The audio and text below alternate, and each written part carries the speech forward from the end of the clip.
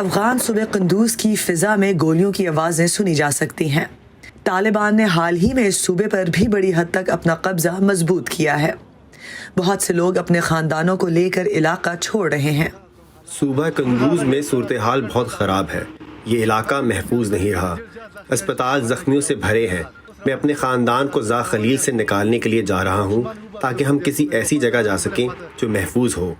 1 مئی کو امریکہ اور نیٹو افواج کے افغانستان سے انخلاء کے آغاز کے بعد سے طالبان کی پرتشدد کارروائیوں میں اضافہ جاری ہے اور وہ اب تک کم و بیش 60 ڈسٹرکٹس پر قبضہ کر چکے ہیں۔ جو لوگ افغانستان سے چلے جانے کی استطاعت رکھتے ہیں وہ ملک چھوڑ کر چلے جاتے ہیں، لیکن اگر ایسا کرنا ان کے بس سے باہر ہو تو وہ یہاں رہ کر موت کا انتظار کرتے ہیں۔ بین الافغان امن مذاکرات میں تعطل کے باعث افغان عوام میں یہ خدشہ بڑھ رہا ہے کہ ان کا ملک غیر ملکی فوجوں کے جانے کے بعد خانہ جنگی کی طرف چلا جائے گا۔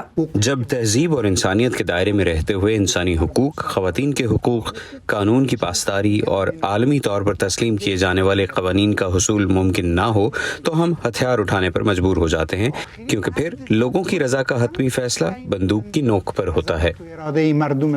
صدر اشرف غنی نے اس ہفتے وزیر داخلہ، وزیر دفاع اور فوج کے سربراہ کو برطرف کر دیا۔